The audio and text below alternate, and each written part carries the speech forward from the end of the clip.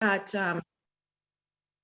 12:35. This is zoning bylaw working group on April 13th, 2022. Calling us to order at 12:35. Present Katie Dugan. Present. Woody Chidick, aye. I'm sorry. Woody. Woody Present. Chidick, aye. And Tom Callahan, present. Yep, I'm here. Okay, we can't see you, but that's okay. That's because I'm still eating my lunch. Okay, well, there you go. That's totally fine. Oh, well, that's a change of. Tom, you got your voice back. Sort of. I have heard of multiple cases of influenza A literally in the last week. So it's definitely afoot. So first order of business is approval of the minutes from March 7th, 2022. I make a motion to approve said minutes. Can I get a second? Second, Woody Chidick. All in favor? Aye, Katie Dugan. Oh, aye, Woody Chidick. Go ahead, Cassie. Hi, Cassie. We need some alphabetical order to this madness. Yeah, All right. you're next up. Yeah, Tom, you're after me. Then it's Cassie, then it's Woody. Okay. All right. Well, not that we do that many approvals, but there we go. Next on the agenda is update on the RFQ process. And I think, Woody, you're the member that we kind of need to bring up to speed because you were not on the interview committee. I've sent around some information as it's become available and updates, but I think just sort of stepping back for your sake and just to kind of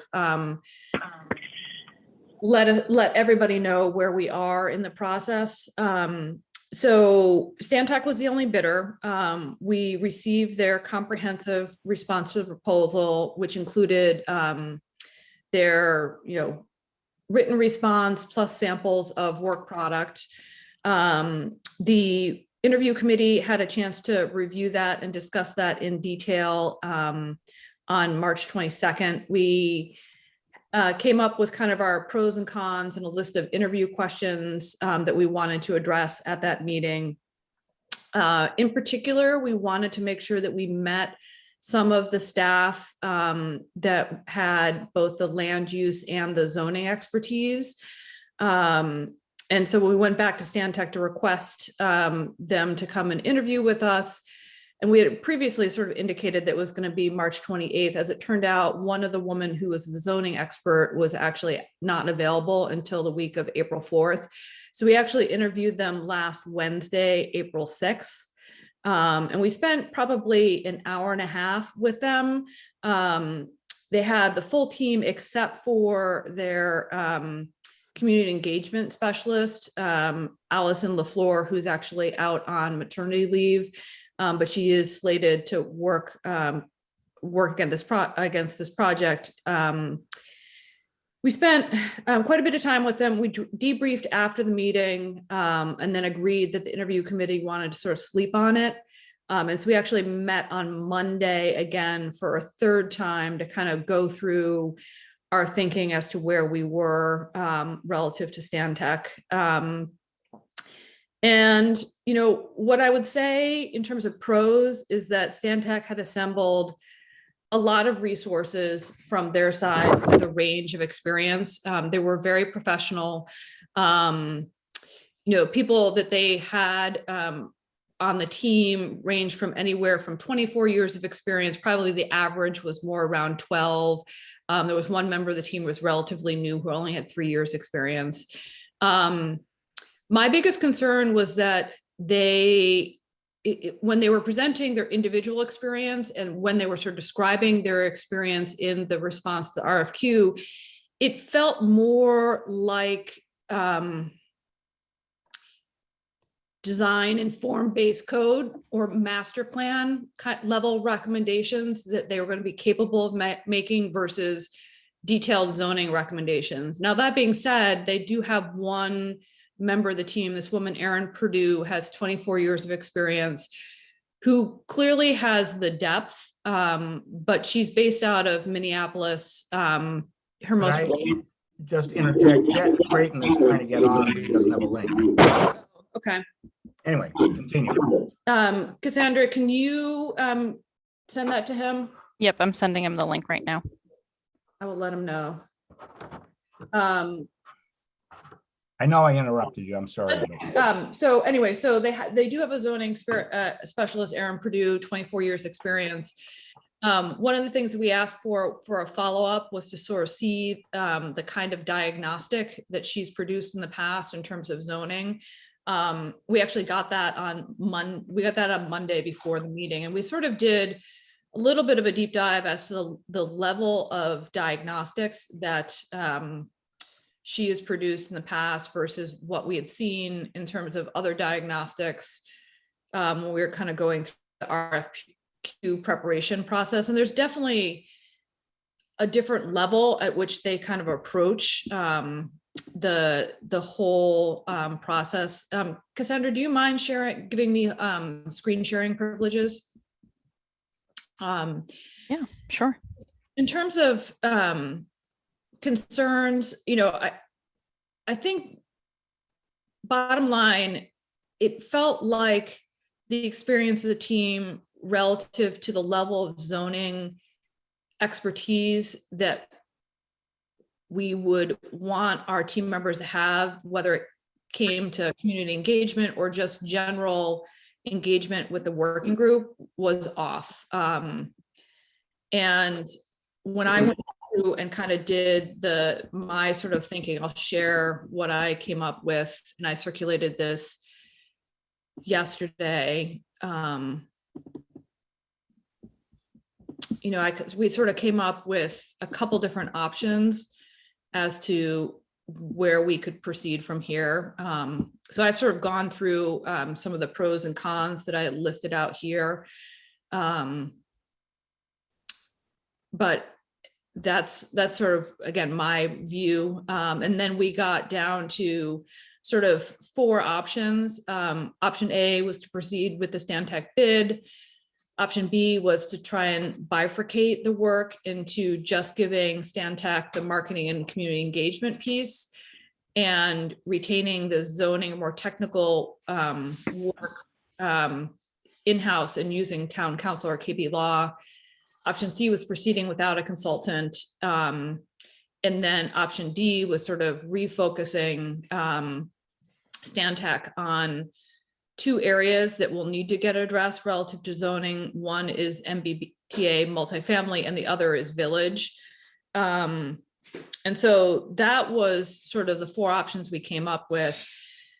I'll sort of pause here and, Cassie and Tom and Jack, I mean, maybe you guys want to hop in as to sort of what your observations were.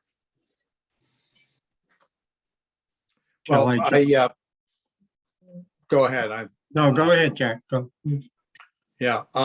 Just so everybody knows, my daughter is in from California for the day, so I am not going to want to spend a lot of time. But I've spent a lot of time on that. I do think Stantec brings some great focus on what they do well. And I'm wondering whether if we went with their bid, but if we were able to internally repurpose some of their assets. I know Tom had some pretty good perspectives on that. You did? I was just gonna add that, I was surprised. I I couldn't think resist we Tom. all knew going into it that Stantec is a huge national firm. So I don't think that the interview and time spent with them, I think it was a good use of time. And I think that we learned a lot about their resources and capabilities, especially in the master planning and graphics. So I think we learned a lot from that. And I think that moving forward, it seems like it might be an opportunity to work with them in other areas well needed. And I think that Tom's brought up some really good points and Katie's provided some good notes and how we can use them for build out scenarios and land around the MBTA and stuff. So, I think this task at hand is basically saying, okay, Stantec might not be the perfect fit for this scope of work, but how can we tease out? And I think our team's also learned a little bit kind of more poignantly, like what we actually need here. And so I think breaking it down into the technical component and the other side of what we need, I think moving forward is a good way to do it. So I guess my point is that I think it was a good use of time, but I think Tom and Katie have kind of surmised it well enough that, you know, it wasn't enough just to go with Stantec, but I think that they could be useful moving forward. Well said. You know, Yes. and I contrast that to the bid that didn't come in, which was gonna be a partnership between Barrett Planning and Bob Mitchell, who is a retired Massachusetts planner. I mean, that, again, we never saw their bid, so it doesn't, it's sort of, you know, grass is greener on the other side, but that bid had the potential to kind of bridge the technical expertise with the community engagement, broader planning, broader visualization around some of these areas like multifamily that we need. But unfortunately, Stantec's resources are just either not granular enough, and then frankly, I didn't feel comfortable going through this experience with our zoning expert being in Minneapolis when we're going to need them physically in Cohasset at least a couple times in this process, and it just wasn't clear to me that that was going to happen. And so that's kind of where we are with the RFQ. Lauren, I know are you still on? Yes, I'm still here. So Okay. I just want to make sure, did folks get my email update yesterday after I spoke with Michelle Leary? Yeah. Really? Okay, perfect. Yeah, so I just wanted to sort of highlight the summary that I had with her. I did not get a chance to speak with Carolyn at KP Law due to the personal situation, so I will hope to have an update as to how we scope out that sort of assistance from legal counsel by your next meeting, the week of the 25th. But in the meantime, when I spoke with Michelle, due to the fact that we are changing the scope and what we would be asking, we do have to throw the bid out and go back out to rebid. So I think the silver lining here is that we can still progress with the reorganization and the timeline that was laid out in the initial part of the project. And at this point, though we'll be a little bit more delayed in sort of the fine-tuned category areas that we've narrowed down, we do have the opportunity to have these other individual firms that may not have been interested in the whole project or maybe even the timing, but they may be able to rebid. And the way that we can structure it is such that, you know, MBTA Corridor 3A can be task A and task B can be the village study. And then it will be up to the individual respondents. They can choose to pick to respond to the whole, you know, A and B, or they can choose one or the other. And then we have the option to weigh and choose whoever we want. You know, we don't have to award one firm for both. You know, we have a little bit more flexibility in it. So I will continue to work with Michelle about timelines on that. But, you know, that is the update. And I haven't had an opportunity yet because I wanted to speak with all of you first. I will let Stantec know before we like formally, you know, announce the bid throwout that kind of like what our interests were. So that they, you know, don't feel like we've just totally thrown them to the side, but we do have to rebid because of the change of scope. I agree. And think Lauren, we're oh, very sorry. clear. Go ahead, Jack. No, I agree. I think we've learned a lot. But as it's presently proceeding, this doesn't work. But it has given us an idea of how we focus and narrowly get exactly it is what we need. Lauren, I thought there was when we last spoke, there was a comment made that perhaps we didn't have to bid out the MBTA piece or the village piece. Is So that technically, actually, we don't have to bid out any consulting services, but it's a best practice that the town has adopted that we do anyway. And now that we're in the midst, like the throw of a bid process, we have to continue with it. even for those other added on needs? I'm not in a position to be able to say because I think that was, I mean, that's what I've been advised from Michelle. I believe it's like a town, I don't know if the select board voted on preferring this process over, you know, I think it's like it all came down to the sake of transparency, and as a best practice, we always go out to bid for this stuff. So I don't know now where we are in terms of like the next process. I have one concern as it relates to rebidding. We have a bird in hand that we think, well, actually, I know that Stantec can do the work relative to multifamily and village. It marries up with all the project, you know, the myriad of project experience that they demonstrated to us in their RFQ response and in their interview. I worry we're going to lose them and not have somebody else step in. Now, again, if we have to rebid, we have to rebid. I really want to poke at that because we're not we're a small community, and when we're when we're only getting one response, perhaps we do better if we redo the scope, or perhaps now there's a bunch of other communities that are trying to think through MBTA multifamily and are also sort of going out on the bidding front. So I worry about losing the bird in hand. And so I want to poke a little bit with Michelle on that, whether it's truly necessary or not. I wonder if I So could. here's my suggestion. So Michelle is actually, she left today on vacation. She's out for the rest of this week and all of next week. So when she gets back, I can have her, whether she's available to attend zoning bylaw working group for a short period of time to speak with you, or we have to do it offline to accommodate her schedule. We can discuss with her, the guidance that we have now. At this point, though, I don't want to wait until she gets back to Stantec. And I think we're all in agreement that we are not going to proceed with the bid scope as it is. So we will close that door. In this scenario, I can just let them know we're sort of like, have plans to do something. We don't know if it's going to be a formal bid process or not, but we're going to keep them posted. Yeah, I wonder if I could just interject. I wonder if we have kind of lost our focus. Originally, we were going to be overhauling the zoning bylaws. Now we have one firm that isn't going to be working on zoning bylaws at all, conceivably under option D. And we might engage town council, yes, when she gets feeling better. But I never thought this was going to be our focus in the zoning bylaw working group. I don't understand, honestly, I know I've said this before, why this MBTA multifamily thing is such a big deal. To me, we don't have to change any bylaws other than to allow multifamily in that district, which I think we ought to do many places in town and not just there. But So, I don't understand. A couple of points. I think we're still suggesting that we're moving forward with the reorg. It's just, instead of using a consulting firm for the reorganization part, not any of the policy objective sort of subjects, it's relying on KP Law to carve out a dedicated scope instead of just having Carolyn meet with us here and there, like as she does now as town council. It's like whether it's one of her associates or someone who's a dedicated, more hands-on approach, leaning into them we're aiding the zoning bylaw working group. And then just for the MBTA stuff, it's not going to be as simple as just changing zoning to allow multifamily to be by right, because there's dimensional density requirements, area requirements that we're just, unless they change the regulations as it is, it's going to be more complicated.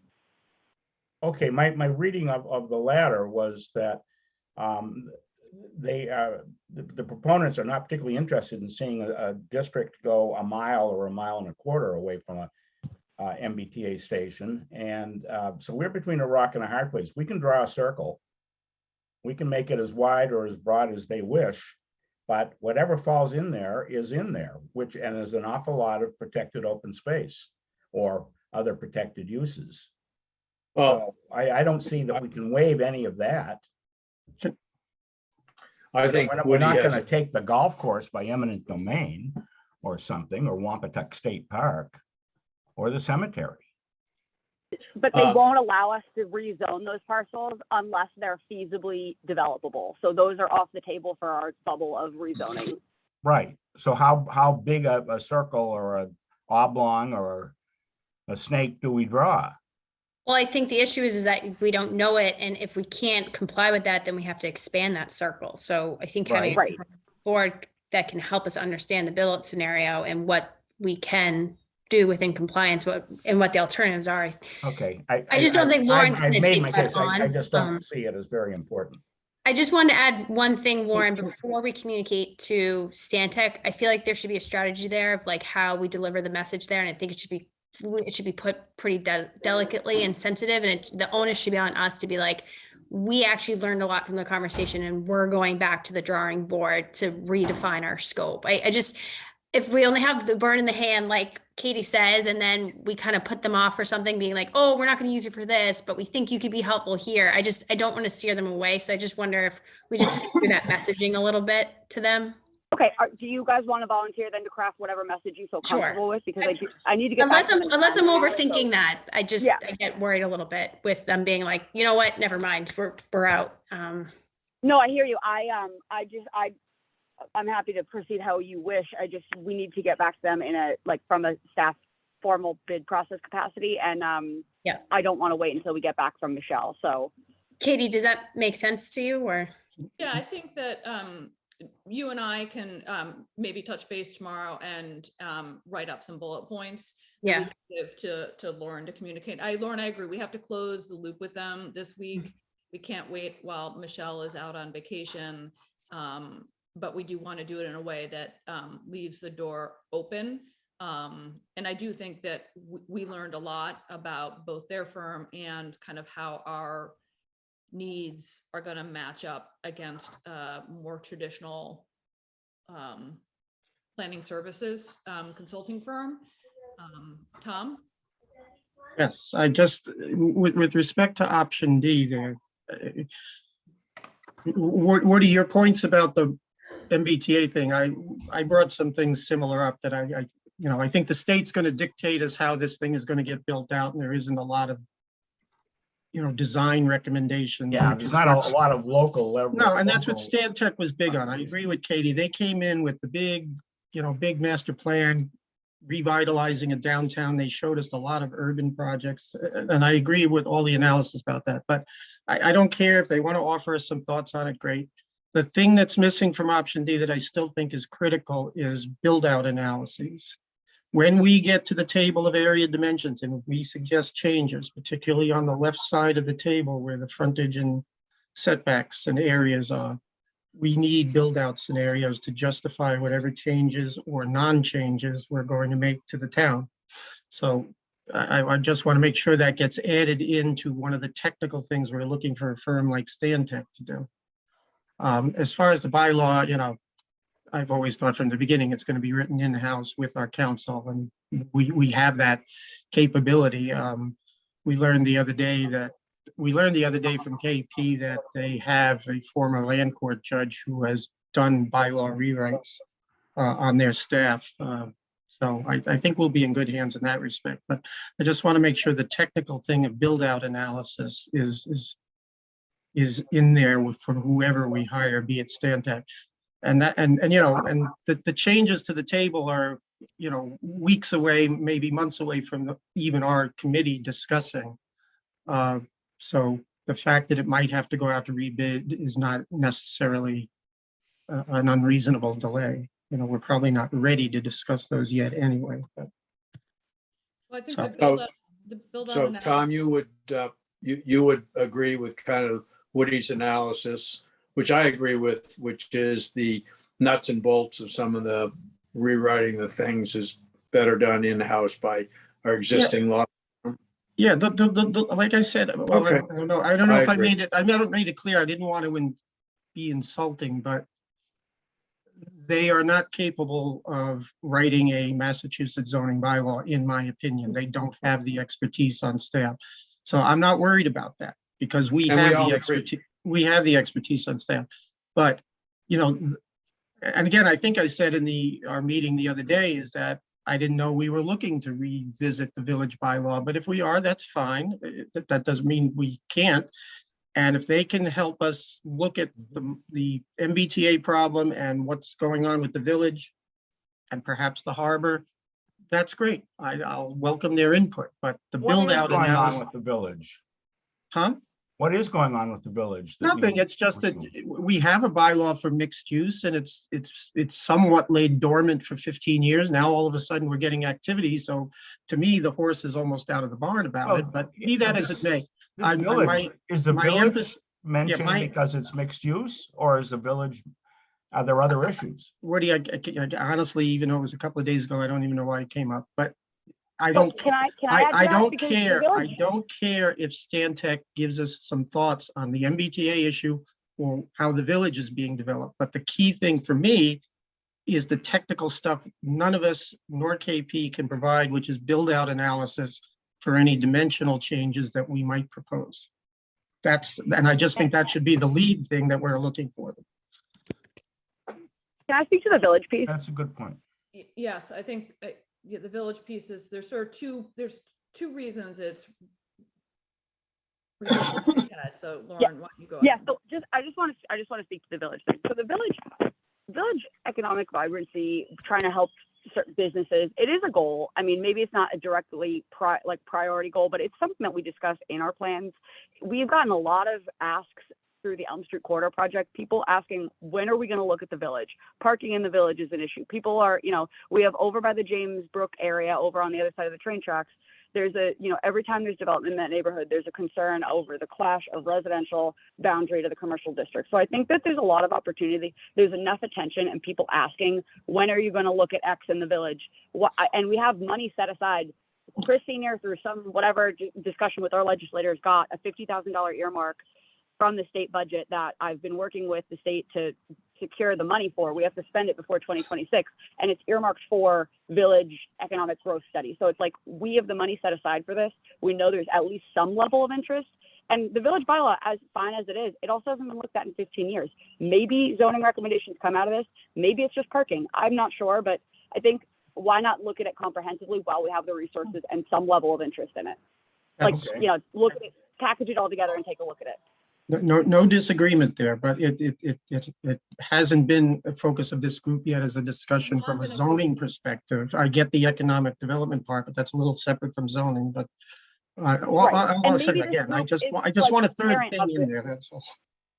I think maybe this group isn't ultimately the parent of this, like shepherding this Yeah. study, but I think this is just a deliverable that, as working through the weeds of the RFQ process, we realized that we could chunk out consulting services for that. And Agreed. maybe it goes back to master plan or planning board or whoever wants to be the parent of it, but you know what I mean? Yeah, I know, agree. I just want that third piece in there about the build out included in whatever we present. No, that's critical. That's critical. I couldn't agree more. Because when Lauren sort of the piece that came out around the village is we had the Cohasset Economic Task Force that did over a year's worth of work, and the end recommendation from that group at the end of 2021 was that there needs to be a village revitalization plan. In tandem with that, there's been work along the Elm Street corridor, and a lot of the Elm Street corridor work has been cycling back to village deficiencies, particularly as it relates to economic development and parking. And then sort of the kind of fourth kicker to all of this is that, and it's part of the master plan also, this whole conversation on economic development in village. The kicker was that Chris then went out and found $50,000 worth of funding, which it again sort of kicks it to a different level of a conversation when you actually have a conversation going on and funding that could actually help solve or continue that visioning of how that particular set of issues for our community are going to get solved. So I think that's why the village, while it's not been on our radar screen, has been broadly on the town's radar screen, and why it's come up in these conversations. Because to be honest, most of the work that Stantec did or showed us had this aspects of village revitalization or downtown revitalization. So it just sort of jumped off the page when we were reviewing their information as a match. But again, it's not a match for what we've been talking about within the zoning working group. Am I allowed, Katie, to interject another thought, which is probably not, it's consistent. If we're talking economic revitalization, I think we've got to talk about the harbor. In the last week, we've had a hearing at the zoning board. The old salt house has lost its license to operate because it's lost parking. The Atlantica project doesn't have adequate parking, so it will have to do something creative, and God knows where we're going to invent more land, but could be done. And then they're proposing a boutique hotel and amenities where the old marine repair shop is, without parking, clearly without adequate parking. So all of a sudden we've got a frozen kind of development picture on the harbor that nobody wants to see. But on the other hand, some proposals like using town land for bylaw parking. Joel, the town council substitute, has said that's not legal. It has to not only go through the select board, the planning board select board, but it has to be approved at town meeting. Now, we're talking a year or two. We're also talking a very contentious issue. And it has to be well thought out, I think, to bring the use of public land for private purposes forward. I'm not opposed to it, but it's got to be done delicately. And nowhere do we have anything going on in the harbor that I can see in terms of a forward look. And that bothers me. Okay. Well, yeah, the only thing we've discussed is height, building height. And we've discussed consolidating zoning districts to make it easier, but we haven't discussed uses and we haven't discussed, Right. how you accommodate the uses with parking. And this isn't just being pedantic or a nerd. The fact is, Border Street at best is 15 feet wide. Border Street Services is windy. There are somewhere like 250 children in the summer on bicycles using that every single day. And so traffic as well as parking is they're linked. I think that's a very good point. And one of the things that I've seen in a number of different forums over the years is that sometimes you're trying to put a square peg in a round hole or vice versa. And the reality might just be that there is no parking, there is no feasible way to have parking. And so developments that require a certain level of parking are just not possible. And that's the way it is. We're not looking at a Situate, we're not looking at a Hyannis, we're looking at Cohasset, which is a very small, very special little town. And there may be places where, no, you can't develop it because there's no place to put the cars. And if you take public resources, then you turn a nice harbor into gridlock looking for parking. And I don't think that's what anybody in the town works. However, I am going to have to leave. I just want to make sure that we are on the same page as far as what we're going to do with Stantec. And my understanding is we like them. We want to let them down gently. We may use them, but for now we can't do that. And we will work on perhaps restructuring our proposal or RFQ. Is that where we are? That is Yeah. exactly where we are. Okay. Cassie and I are going to draft talking points that does that Okay. gently point. And Lauren will communicate with them by the end of this week, and then we'll formally figure out next steps in terms of rescoping with Michelle once she's back from vacation, but that won't be Okay. until the 4th. So we've got we don't want to let it sit that long. And then the second piece, Jack, is that we do want to explore additional resources from KP Law on the reorg side of things, but Carolyn is in the hospital and it wasn't appropriate to sort of talk to her yesterday about that. So we will figure out staffing. We did identify that one member of their team a while back, who's that former land court lawyer or judge, who might have the level of expertise that could be very helpful to She'll be us. great. Do you like her? Yeah, no, once I recognize the name, that I think she'll be a great asset to us. So that's sort of the direction on the reorg. But Jack, you should go. Yeah. Okay. I appreciate that. I was here for one day. She's in California. It's Well, go. Yeah, time's limited. It's okay. I just feel well. Thank you all very much. I appreciate it. Okay, bye. Thanks. Have a good day.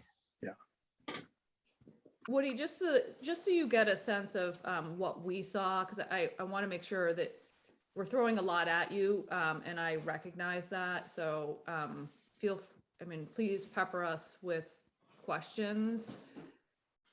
I But think I've got a better sense of it now, and frankly, I think the move to KP Law is virtually the solution. yeah, Well, it always was going to be in my mind, It's it was going to be always, important, yeah, Tom, but I think it's looming more and more important as the weeks go by, yeah, from the sound of it.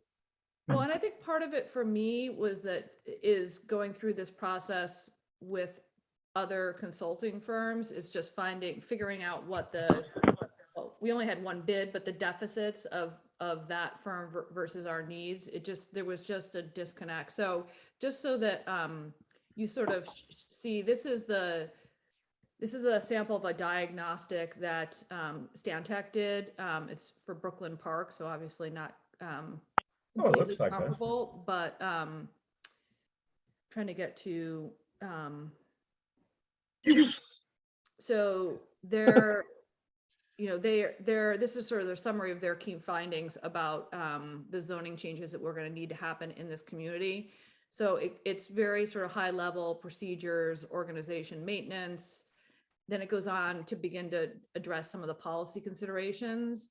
But this is sort of the level that they were operating at. This is one of the policy considerations relative to ADUs. And this is sort of the level at which at least their diagnostic was operating in terms of visual options and policy discussions, but not really driving it down to the level of actual bylaw language changes. Again, they do get to the next level in terms of policy recommendations, but in terms of actual changes to the bylaw language, not so much. Again, they did something similar for another area that this community needed to address, which was transit-oriented development. And then this was kind of their level of their work plan. So that was one of the things that they supplied as kind of a sample of the zoning diagnostic and the zoning work that they could provide. And then we contrasted that with what we had come up with when we were getting ready to go through the RFQ process. We found sample work product, and we came across this diagnostic report that this woman from KP Law, the former land court judge, Judith Cutler, had prepared. And it I guess is when we were sort of reviewing it, it felt more at the level that we were going to be operating in terms of specific recommendations, section by section. So when we sort of got down to it, we realized that unfortunately, the folks at Stantec were not going to really be able to operate at the level that I think we need them to operate. So that was sort of like compare and contrast. So I think we've got, I guess I am comfortable with where we're at. I do think that Tom, having KP Law, we have, Lauren, at least $75,000 from annual town meeting, if not more, that we could utilize for the reorg project, correct? yeah. I think so. Yes, correct. Okay. And then on the policy side, whatever we choose that policy bucket to look like that we're going out to rebid or potentially rescope with Stantec, we have the 50,000 for the village. And then there's another 75,000 from ARPA funding. Yes. I'm unclear whether some of that ARPA funding could be used for the reorg or not. I will talk to Don Pyatt and find out a little bit more. It's really intended for like economic recovery type of thing. So I don't know that just a straight up reorg will work, but I will explore. Okay. It feels like more policy money than reorganization. Yeah, money. that's what I'm thinking, but I'll double check. Okay. Can I remind you that I'm providing a lot of time and there are two my own expertise on writing bylaw. Let's not get all hung up on the money. No, I'm not worried about the funding. because we do have expertise in-house, but I do think that, Tom, I truly believe that from a credibility perspective, we need an external party to ride along with us on the reorg. I agree. I personally agree. Just So I'm just trying the to, resources for the bylaw part. Oh, shit. What's happening? yeah, Sorry, got a little reverb. I'm having an audio problem. Anyway, all right. Onward and upward. What's next? Lauren, so I think that's, Cassie and I will get back to you with talking points, so that you can go back to Stantec on Friday. Okay, perfect. Thank you. Yeah, I'll, like I said, I will deliver the message. I will indicate appropriately, and then I'll coordinate as soon as Michelle's back, and I'll keep you two in the loop. Like I said, if I can have her attend zoning bylaw working group, if it works out, that'd be great. If not, we'll figure something else out. Yeah, I want to make sure that we don't lose our bird in hand. Yeah. Or at least we're very clear with our bird in hand that they're, given all the work that they've put already into our policy conversations, that if we do have to go out to bid, there's somehow favored. Well, and we can even, if we actually really knew we wanted to go out to bid and we wanted to go with Stantec, we could ask them to like give us language about how to make the bid that specific. But Michelle's guidance was like, if you do want to seriously consider the other bid candidates and you don't want to just like frame the bid such that it kind of favors a firm like Stantec, then you need to be careful about how much you're leading them on, you know? Okay, well, I just what we know about consulting capacity out there, I think losing bird in hand is a real risk. Would be, yeah, I agree with you. So, yeah, okay, we'll have the conversation with Michelle and we'll see where we can go from there. Like you Okay. said, if it winds up that we absolutely want to go to Stantec and we can figure out a way through, you know, if it's not necessary for consulting services, then we can just say like they already through the bid process exemplified the skill set. It was just the scope of work needed to be tweaked, but you know, here we go. So Okay, we'll figure it out. all right. The next agenda item was update on housing choice response. I circulated last week to everybody the formal letter that went back to DHCD on multifamily. And then I also circulated the MAPC response that went back. At this point, we're in a holding pattern until DHCD sort of indicates whether they're going to revise their draft regulations or they're going to proceed forward or extend the timeline or do something relative to MBTA communities. I thought the MAPC letter was really thoughtful, but it also, I mean, it sort of re-emphasized a little bit how crude a tool they were using in terms of the minimum number of units at 750. I mean, I think the recommended minimum number of units that MAPC came up with based on housing needs over sort of a reasonable period was like 375. So it was like almost half what the state had come up with in terms of minimum units. Plus they recommended phasing of that minimum unit requirement over a period of time because nobody needs like a big slug of housing coming online. People need it in chunks over time. And then I think last but not least was the fact that there's like this whole lost emphasis around the affordable component of housing, and that most communities are balancing not only these new regulations, but they're also trying to balance existing 40B. And so not having the opportunity or the carrot of higher inclusionary zoning thresholds for some of these MBTA community requirements was a missed opportunity from MAPC's perspective. So there was a lot of food for thought that I think DHCD has gotten broadly from the MBTA communities. This is a question of how quickly are they going to digest it and come back to us with the final requirements that we're going to have to hit. And then the only other thing I heard from Corey Evans is that they are still planning to have Patrick O'Connor, our state senator, and Joan Machino, our representative, come and speak to them about where they stand on this.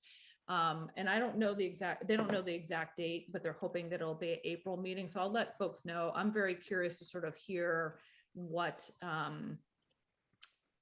the perspective of those two are on this legislation. The headline that I heard from Corey is that Patrick O'Connor was not impressed with the regulations, that it really didn't nail the intent of the original statutory changes. So we'll sort of see where they are in terms of assisting us in terms of advocacy. So I think we've talked a lot about it, but that's just sort of next steps on that. Katie, just to chime in, I spoke with Joan Moschino directly, and she was in line with agreement with Patrick O'Connor, and that, with a nod to, we understand what the state's trying to do, but this isn't the way to do it. So she was hopeful that, we'll see some level of resolution in response to DHCD's comment period. Yeah, and you haven't heard from any of your sources as to when the comment period is closed, but when we're going to hear DHCD's response to the comments. No, I'm hoping within the next month or two, but no word as to when yet. So at this point, for the temporary compliance for May 2nd, there's 3 pieces of information. It's having held the select board informational meeting, which we did in March. It's completing a community information form, which I've done. And then it's just, we need to update our map parcel data through the GIS maps, which Jason Federico, although he's gone away, he is still helping us on a consultant basis to get that done. So that'll be done, and we'll be in temporary compliance by the May 2nd deadline. And then we're going to remain hopeful that we hear something sooner than the summer. And then we need to start planning what we're going to say by December, if they still hold that hard fast date for like a quote unquote action plan for what we do. Yep. Okay. So we're on target to be on compliance for the May 2nd deadlines, and then the December deadline is sort of amorphous at this point because we don't know how DHCD is going to respond to all the comments on regulations. Yeah, to be honest, I don't see how DHCD, after getting this much comment, substantial thought-provoking comment, is going to turn around and be able to like whip out new regulations in a matter. I mean, it took them months to be able to do this set. So I think that they're going to have to extend the timeline. That would just be my assumption. But I mean, we never know. We've seen strange things happen. So we just need to be prepared. But right now we're in a bit of a holding pattern because we're sort of waiting for some sort of response from DHCD. Yeah, it took them 6 to 9 months to do this first set of regulations. So it would make sense that they're not going to turn around a second set in anything like it'd probably be 3 to 6 months before you'd see that. Right, exactly. So I can't imagine that, like, I can't imagine they're not going to change them at all. And if they are going to change them, to hold us to a December deadline just doesn't seem feasible. Okay. All right. So that's that. Next up on the agenda was comprehensive reorg and redraft. And, we will hear back from KP Law about staffing. But I think here's where we sort of pause and talk as a working group around what we want to set as a timeline for ourselves. We had started work back in March and gotten some good work done in terms of a reorganization outline. Tom had started to move text around. We had sort of a work plan relative to a couple pieces on the table of amendments and the code of regulations, but we really haven't progressed any farther than that. Tom, I know that I had circulated this morning a work plan. And so I'd sort of open it up to the group at this point for conversation around what do we want to do on the zoning reorg piece as we sort of figure out additional staffing from KP Law, which I think will come together quickly. But now it's sort of back to the work of the working group and regaining some lost momentum, frankly.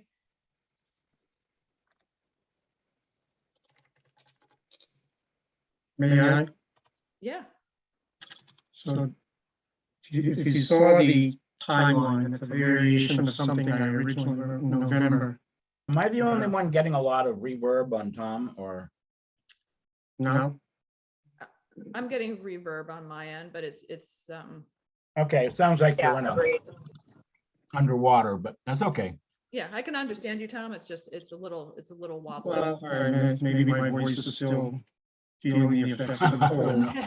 But, all right, so just my thinking, of course, is I operate from let's move this along, it's going too slow, blah, blah, blah.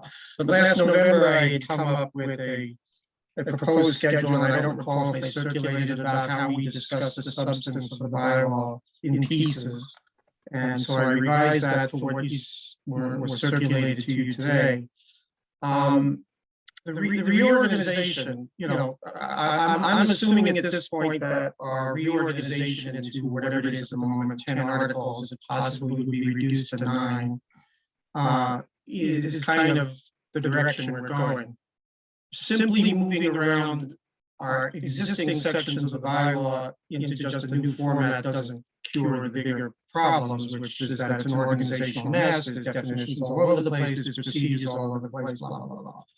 So, it's my view that with reorganization, a certain amount of substantive change has to happen.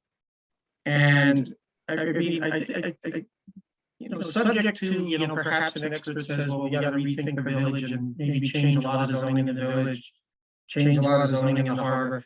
I mean, the reality is that the substantive changes we have been thinking about, talking about, it's in the table of area regulations, possibly in the non-conformity section, depending on what we do with the single lot exemption.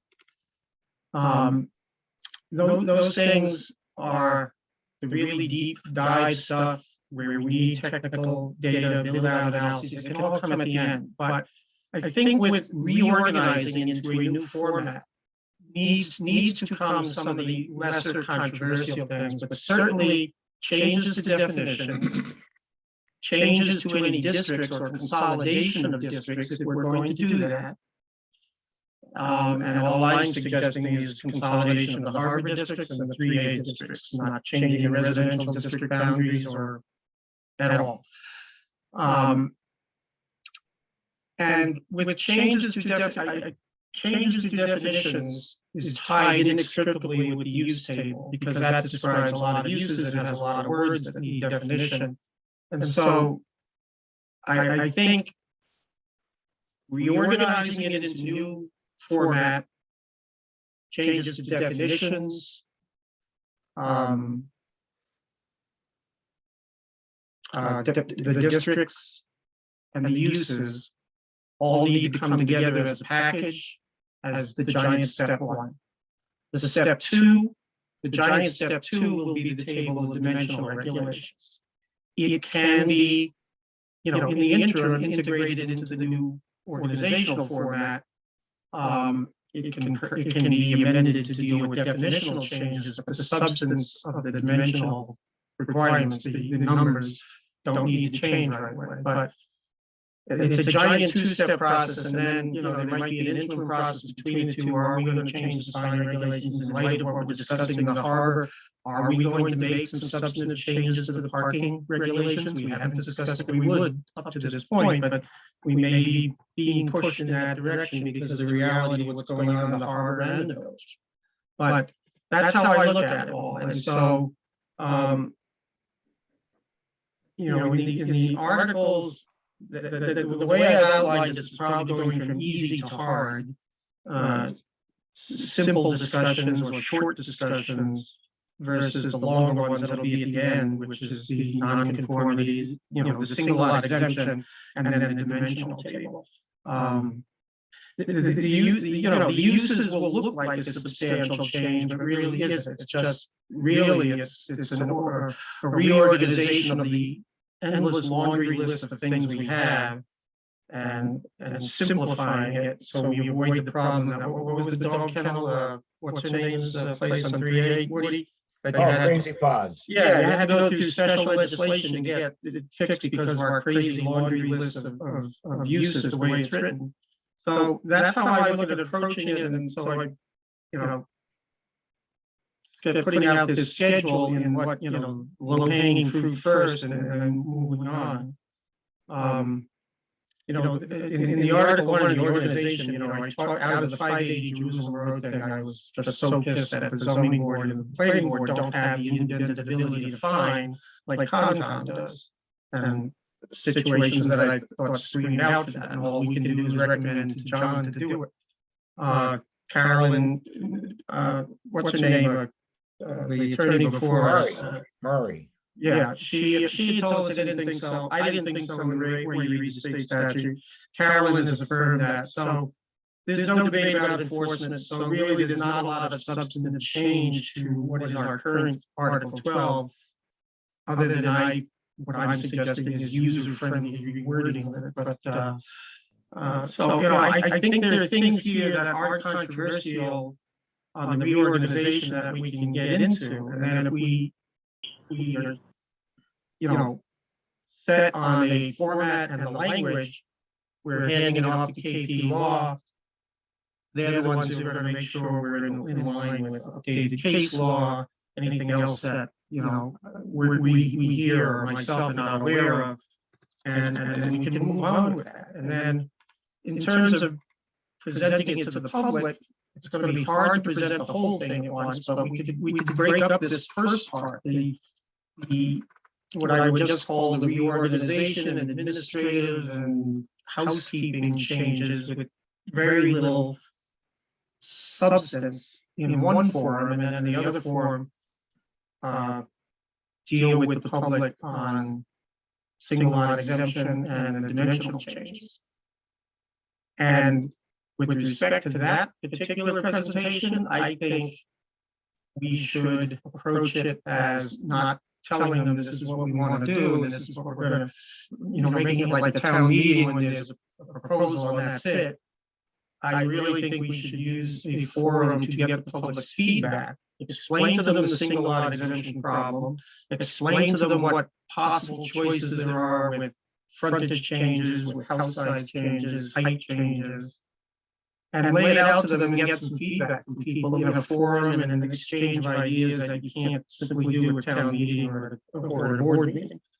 And I'm envisioning forums that would happen on a Saturday. I just think night times you're not going to keep people's attention for 2 or 3 hours. And some of them might take 2 or 3 hours, some of them might not. But for our working schedule here, this is what I'm suggesting. Again, we have what I put together just as a starting point, but I'm open to anybody suggesting a different approach, different rewrite, different priorities, or if there's something that I'm operating under the assumption now doesn't need change, that needs change, let's bring it up and let's discuss it. But, the framework we've done with the reorganizing the articles into 9 or 10 articles, I think is great. I think that's what it is. So let's now get into the substance of what those new articles, how those new articles would read.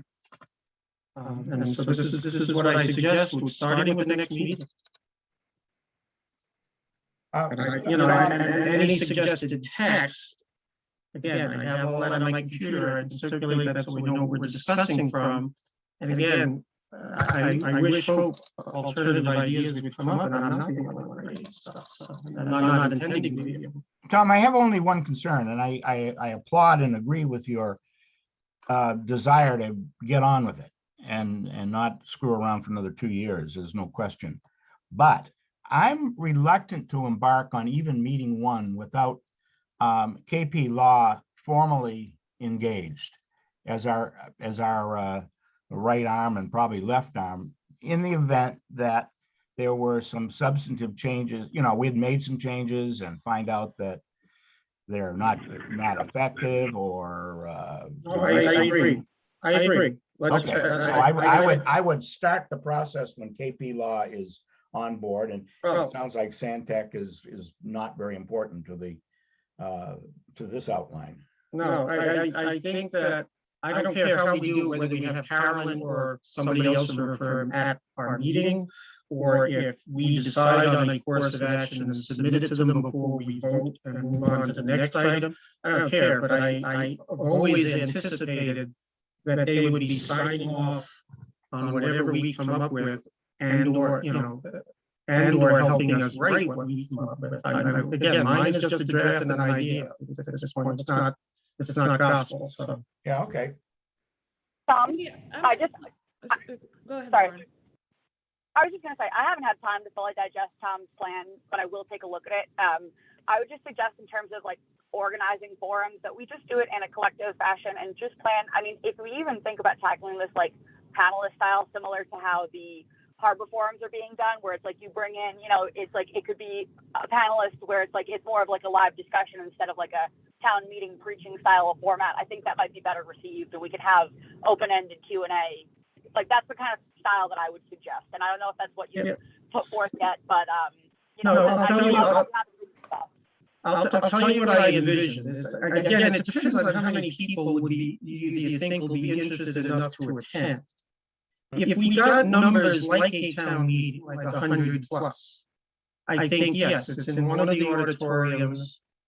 We make the presentation, we're showing some slides, we're showing what the issues are, and then we're opening it up to the floor to comment and debate and questions and answers. If we don't think we're going to get a lot of interest, yeah, we can do it in some smaller forum in a more roundtable type of way. But again, I think that's going to be dictated by how many people we anticipate. And I would plan to anticipate that it would be a very large town meeting like turnout, especially when we get to real substance. Right. Just my idea. So that's why I apologize. I had idle time a couple of weeks ago on a Saturday night, and I shouldn't be allowed to have idle time. And I put up those slides and everything as what was gelling around in my head before I forgot it. So I put it down. But again, I'm not wedded to any particular format, but I'm wedded to being able to sell this to the community that they feel that they've had the opportunity to debate and question and give input before town meeting, because town meeting just won't be the constructive forum for that. We can't amend things, on the fly on the floor of town meeting. So I'll leave it to others to decide how to do it. And again, if Stantec shows up to help us do that, fine, but I don't think organizing a forum is rocket science either. So. Anyway, so that's what I'm throwing out there for you to discuss. But, I'm in agreement with Woody that I think as we embark on this specific reorganization project, having KP Law with us from day one of sort of our part two attempt on this project is going to be important. I don't think once Carolyn is hopefully healthy and able to talk to Lauren, that's going to take that long to figure out staffing at her firm. I would give it a week or 10 days, hopefully, for them to sort of talk internally and figure out staffing. So in the meantime, I could prepare the materials for this scenario so that the text that we're going to discuss at meeting one, the proposed text, is there. And then whenever it's ready to be distributed and discussed, it's ready to, I can make my preparations for that and get everything organized. But I hope we can talk to her soon. And again, if Judge Curtis, was it? Judge Curtin, I'd be great if she was the one participating in this. That would be super. But by the way, Carolyn's participation would be great. I found her opinions and things on zoning so far to be very good. The other thing I think we're going to have to do is to harken back to town meeting at the beginning of December, and realize that there was some disgust on the part of some citizens in town about the way our proposals were treated and the self-serving nature, but there was also a lot of fear that we were a group without supervision, playing without any adult supervising us. And those are developers, by and large, architects, builders, etc. We're going to have to allay some concerns, and I'm I'm not smart enough to have a solution as I speak. But you know what I mean? Even when we have our first forum, we might unfortunately run into a bit of an adversarial audience unless we can serve this upright. And that's my concern. I mean, you know, when I've talked to people, citizens who, one side or another on this December meeting, when they understand what we're trying to do, when that we have the best interests of the town and property owners at heart, you know, a lot of their concerns go away. But, you know, I would hate to have the first forum be a brouhaha. Well, I think that's why Tom's suggestion that the first forum focus on housekeeping and reorganization versus policy is a smart one. Yeah.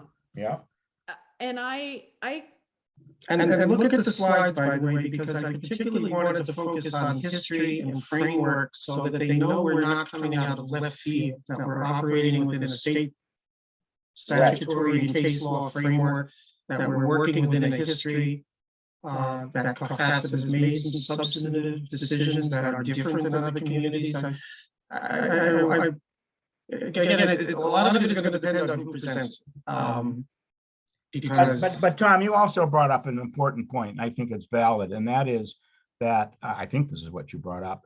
The format of town meeting is neither the place to amend, but it's also not a place to discuss nuance or and that's where a forum would be, Q&As, as Lauren said, much more valuable and a calming influence on the crowd, rather than here it is, vote it up, vote it down. Right. No, that's why I envision. I only mentioned that if we're expecting an attendance of 50 to 100 plus people. Yeah, that's. I just think necessarily the forum is going to look like town meeting, and is that there'll be a presenter we'll be in the big hall, one of the auditoriums at school. There will be a slide presentation so everybody in that big room can see what we're talking about. And there'll be someone moderating the meeting who, with all due respect to our town manager, is going to need to be a little stronger on, controlling who speaks or everybody being open. Whether we let out of towners speak is another question, but I think Katie Law and their team, whoever they may be, but including Carolyn, if she's well enough, have some experience on how you serve up the basic proposition. What we're trying to do: modernize, protect people's property, give them better protection. The appearance of the town, its character, protect that, as opposed to no, or a negative approach. And I would hope that they would have some contribution in terms of formatting as well as anyway. And in those slides that I put together, I tried to put up the screen and said, what are we doing and why? And obviously it's just the first draft of something and we don't want to do that. But again, my vision of this is that we are as transparent as we possibly can be, and take as much comment, not make any decisions. It specifically says in some of those slides that no decisions have been made, but here are the choices that we are facing. Do we keep 50-foot frontage or do we not? And what happens if we do one or the other? And I really want that give and take, but it'll all depend on the size of the room and the number of people.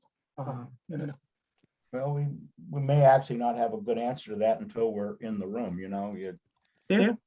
Could be bad weather or there's no good time. I envision like if the slideshow I did was just a complete overview of everything from A to Z, I was envisioning 3 hours. Now, is that possible to keep people's attention after work on a weeknight?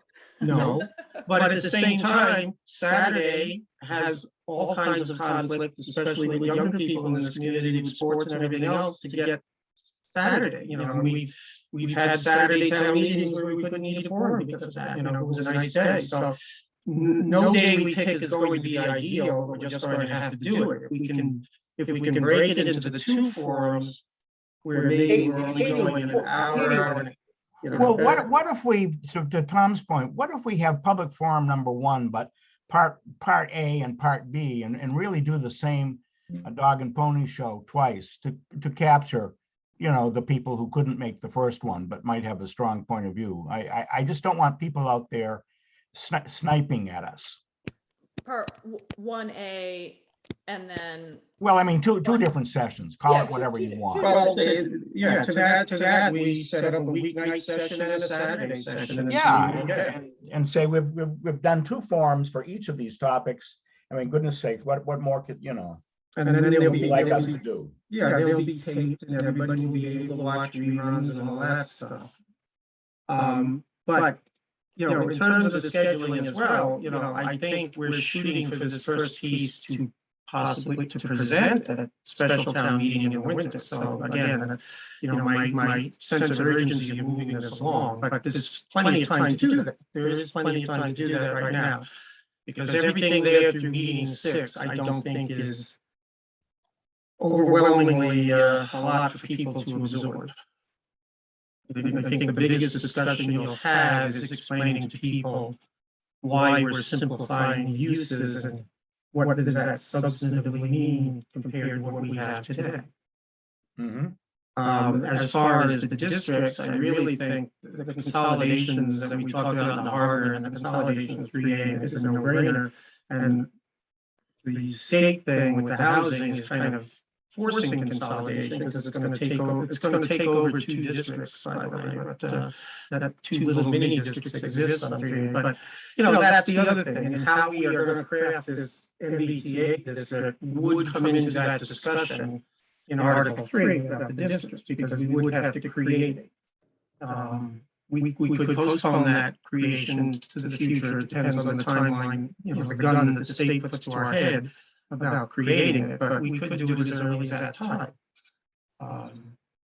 Anyway, but I think those are just the 2 major things. I don't think the definitions of, people are going to freak out about them. I think the freaking out about the definitions in December was more about the regulations that were behind the scenes, not the definitions themselves. But so Tom, because, anyway, go ahead. a couple comments. I mean, when I read through this, part of the reason I highlighted in yellow was anything that I thought was potentially substantive. So I guess on changing enforcement, do you have an opinion from council? Because if I had it, I basically the one change that I wrote in the rewrite I did of Article 12, I wrote in the ability for the zoning board and the planning board to independently assess fines, just like Concom has under its statutes. That's Karis North told us that was probably wouldn't happen. I agreed it probably wouldn't happen the way you read the state law, and Carolyn just confirmed it. So that idea is out. So the enforcement mechanism that we have today would not change. The only thing I would suggest with enforcement is that, Concom is at $300 a day. We're at 100. The state allows us under zoning bylaw to be at 300. I would suggest that. I have asked Carolyn a follow-up opinion question: Can we assess a separate flat after the fact filing fine? Because we are suddenly getting a lot of those, a lot from one person, but it's another little thing that was always rankled me when people don't follow the bylaw. We have to deal with these after the fact things. But in reality, right now, given the opinion she gave me, the enforcement mechanisms that we have today would not change at all, because they can't. Other than the amount of the fine, maximum fine, that's it. The only other part of the enforcement process is that I have reworded it in such a way that I think is more user-friendly and understandable than the way it is written today. And amongst our group here, reasonable minds might differ on that. So that's all that would have. So the changes to Article 1 are not major at all at this point. do you mind circulating the opinion? And again, it just the most recent. I don't think I need. Yeah, it was by email earlier this week. Lauren got it, I got it, and Christine got it. Okay, if you don't mind, just so that we all have it, because that was what I had sort of noting there. Yeah. I can circulate it, Tom. Okay, Okay, thank you. And again, if you read the draft that I had done of the rewrite of Article 12, then you see what I was trying to do, but it's just ignored all now at this point, so. I'm 100% with you on the table of uses. I think once people see how we're simplifying it and how it's going to make it, frankly, more user-friendly from developers all the way through residents through our planning department, I think that will hopefully sell itself, and then it Right. will in turn drive changes in definitions. Where I get a little, and I actually think the rules and regulations being pulled out into a separate document is also a easy sell in terms of Yeah. simplifying it. I just think we need to discuss it at some point. That's why I threw it in there as meeting 5. I don't think we can ignore it, because we have to identify exactly what text we're pulling out. I mean, we're going to literally have to. yeah, no, I mean, in the rewrite of the regulations, it's very much simplified and consolidated, but I can tell you from where in the existing bylaws stuff got pulled out. I can do that. Where I get a little bit worried, Tom, is changes in districts. So I'm all on board for meetings 1 through 6. I need to I think we do need a meeting to sort of digest what you're proposing in terms of harbor and 3A districts and open space. For me, I feel like that is going to feel like policy change to the community. Well, in this group, we've talked about the harbor before. I thought we had, maybe it's been months ago. Well, we didn't come to any. No, you're right. You're right. We did not come to any final conclusion about it. So I can certainly summarize that. And the 3A is just a question of, right, what do we have in 3A right now? Highway business, light industry. No. Technology business, transportation overlay, and highway business. Yeah. And my thought about that is that the transportation overlay was for one specific project it's built, it's not necessary. The technology thing, which was, I guess, for the dump site and the hardware store site, I think it's perhaps too optimistically targeted to what we hoped would be built there. And the thought is just to have a 3A commercial district, call it what you want. You want to keep calling it highway business, but whatever, call it what you want. And then we have a broad range of potential uses in the more simplified list of uses. Within that 3A commercial district is where we're going to have to deal at some point with the MBTA-driven housing overlay or housing district, however we're going to do it. My own suggestion on that is to do mixed-use overlay over the 3A commercial district so that we don't lose the potential for commercial-only development given its financial benefits. That's it. I'm not suggesting any changes to the boundaries of residential districts, the village district, the harbor, what is now commercially zoned in the harbor. That wouldn't necessarily change, there'd be consolidation. The only other giant policy choice, since it always comes out as a desire of the community, is increasing zoned open space, but that has other consequences to it if you do that. Can I just input quickly? I have 2 things here. First, I just want to note that I have to get off the call at 2 because I have to get to other things today. I do too. I know Katie said you had to go. I'm concerned that this portion that we just talked about seems like very content heavy. I know it seems cut and dry, but I think the second we start blurring lines, changing zoning, looking at this, you have to start thinking about all the dimensional stuff. Like this is the deep dive stuff that I think needs to follow. And I'm concerned that I think like this in terms of just a reorganization seems like more than just a reorganization. But I don't think you can effectively reorganize by leaving our definitions the way they are. But also I forgot about my other, if we're going to change the zoning area and we know we're already going to contemplate changing the zoning, it seems like doing twice the work of work to change the zoning maps, change the zoning districts, go through this exercise and like convince people that we're not up to something. It just seems a lot more complicated. No, it's not. It's because the change, the substantive underlying changes by changing names is not, there are no substantive underlying changes. Yeah, That's the point. I mean, but the point Lauren's making is that it's really hard.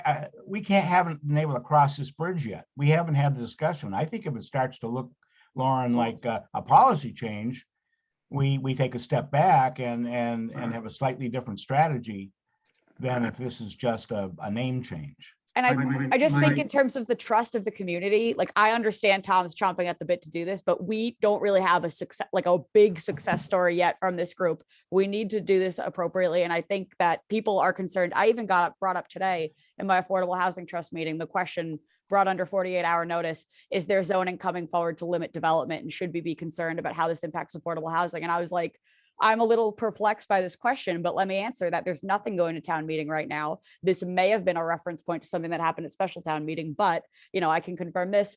Can't say that this isn't going to be looked for in the future, but there is a buzzing around town that people are concerned at what's going on. And I think this is where we need to be really careful with. Let me just say this.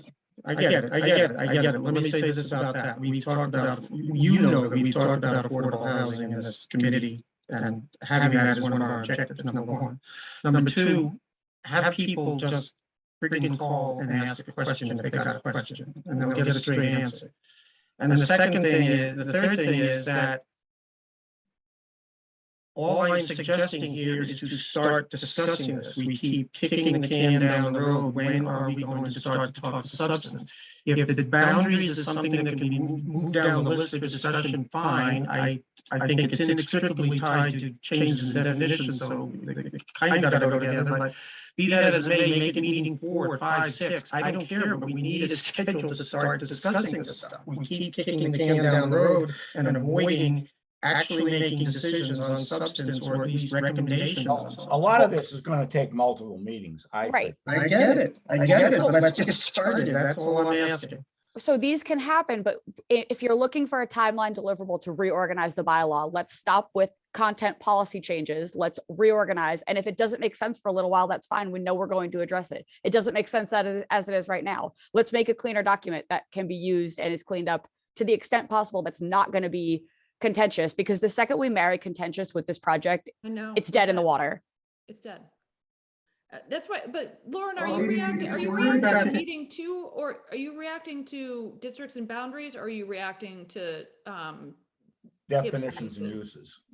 It's the consolidation of Harbor 3A, consolidation of zones and districts. That's where I think once we start to look at like uses, changing district boundaries, I think people are going to panic. I do too. And I think if people don't come to town meeting uninformed like they did in December, and actually listen to us, they'll see that that's not going to happen.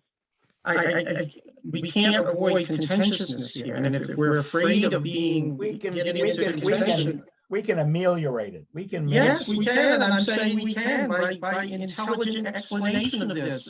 Everybody jumping to conclusions because of a few words on this outline. No, I think the point that Lauren is making is that this is a watch out or a red flag. Just don't, we all ought to have the fortitude to say, whoops, we're starting to move into a kind of a radical policy change. Let's regroup.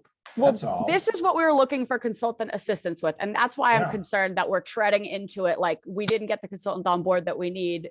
And we're not sure that KP Law can do the build out analysis type of stuff that we want another group. So that's why I think this is more heavy in, we're about to engage Stantec with doing this information for 3A. Why would we change 3A without that information?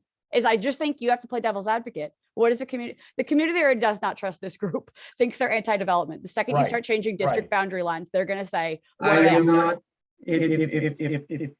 listen to what I'm saying. It is not changing a district boundary line anywhere in this community. It is renaming them. Okay, if it's a rename, it's one thing, but what Lauren is saying is what I've been hearing. They don't, trust us, want to know who really empowered you, or are you a group that's off, running rogue? And that's not everybody. it's some people who are afraid of, losing some rights and all. But it's there. That's as real as anything else. And I think we have to anticipate it. We have to be the devil's advocate and say, who's going to get screwed if we change this? Is anybody going to be affected? And if they are, then we ought to weigh, are they one out of 6,000, or are they, hundreds? That's the crystallization of the discussion about changing the single lot exemption. And we have I mean, you learned, can grandfather things. There are ways. I know, and we've learned that anything we do will be grandfathered, and so people who have rights today will continue to have rights. And I don't know, I mean, that's just plain, simple reality, and I don't know how much more to explain it to people that'll make them feel better. No. I don't think people have to go, Lauren and Yes, Katie, and I really think, all right, these are watch-outs. I think we've got to maybe, Lauren, I don't know if you would object, but maybe start the process, although once we get KP kind of on board, and then see how it goes. My biggest watch out was meeting number 2. I was okay with 1, 3, 4, 5. Two is my concern as well. And so that was the one that just, for me, felt like a step too far in terms of, like, if we're truly going to go to the community and say, we've done a reorg, yes, some of the things are simplified, but we're All right, without changing a single word. We are going to have to change some language, but we have to do it in the vein of simplification and betterment versus policy. And that's I where understand that, and before you make a final judgment on it, I will circulate again what the change is. Everybody's seen it at least once, okay. and you'll see what it is, and you'll, okay, it's. Again, I'm happy to read it with a fresh set of eyes, because it has been a while since. Yeah, I get it. No, But I I'll take a look at it as well. And Tom, I don't want you to think of being difficult. I just, No, that's your job, you're the I'm the ears planner. of the community, and I'm like, I want to I be, hear you. wouldn't you rather me bother you than everyone at a meeting? Please, I don't take offense to any, please, you're the town planner and you should be telling me this, but I'm also trying to assure people that we're not evil and have horns coming out of our heads, or at least I don't. Does And anybody, I know a lot of it is people are gonna say it's me. does anybody know when we're going to be able to meet in person? So I'll make a long story Yes. short. It's a long story. The problem that we have with going virtual or going back from virtual is that the people like to have the flexibility of being in person and live. So the board, the select board also likes to have the transparency of having all of our meetings recorded and available for Zoom. So we Yeah. know we can't abandon virtual hybrid combo. The problem that we have though is to do that, there's 2 different levels of virtual. One is virtual where just people can watch and it's recorded. The other is where people can actually actively participate from home. That next level is much more complicated. The other problem too is that we only have 2 of these like inclusive camera systems where you can have everybody in the room and be on Zoom and not have all sorts of audio visual needs and stuff. It's like a one camera that geofences the area. It's really complex. I don't quite get it. We have 2. The school has one, and we have one at the Elder Affairs Center in the large room. Then you run into the logistics of competing meetings, and it's like we're at a tipping point where it's like you open the floodgates. Right now, we can have 4 meetings at 6 o'clock on a Tuesday because we have infinite Zoom rooms. We run into logistics then. So Well, that's sort I'm of where we thinking of are. in person, but as a board, because I think it facilitates a kind of give and take. And in a way, it's a funny dynamic, I guess. If Right. you couldn't make it, come in on Zoom, please. And of course, the other thing that's going to be sensitive here is that, let's say a controversial idea is put on the table and ultimately it gets taken off the table again. But in the meantime, people are going to freak out if it's a public meeting. Oh my God, they're thinking about doing away with single lot exemptions. Well, there are subtleties, or, I don't know. Or they're going to take away my rights to be in the harbor. Oh, God. I mean, there comes a point where you have to tell people who don't have these rights and have these unsubstantiated fears to that they're not valid. I mean, that's what's wrong with our politics today. We're indulging everybody's opinion in the world, some that are horribly, horribly wrong and unfounded, but we give them equal time. I mean, there is some point we have to step up and say, no, that's not right. That what you think, what you believe is not the fact. Well, I think the build out scenarios that we do and having those tools in our toolkit, Tom, is the only way we're going to do that, because those people that Correct. think that are the That's- ones, that's the only why ones that that show up stuff's at at the town end. meeting for the vote. So Right, no, that's why that stuff's at the end, because that's gonna be the difficult stuff, I admit it. That's gonna be tough to sell to the community, but. So unfortunately, I really do have to leave. All right. And so I let Lauren and I track down KP Law and find out how they're gonna staff it and when staffing would be available, and we'll schedule the first meeting. And I think tackling meeting number 1, as Tom has proposed, is not controversial. Tom, if you can send around your district I will circulate proposals. those first 6 meetings, everything that would be. No, don't go that far, the first. Well, I have it, I Do just. do 1 and 2 for us. All right, whatever, it's there, it's easy. Yeah, we only have so much bandwidth. I mean, I can't sit down and read all, Tom is like the zoning energizer bunny. we have I have too to, much pull one of those batteries out every so often. All right, thank you, everyone. Thank you, All right. everyone. All right. thanks, guys. Thank you.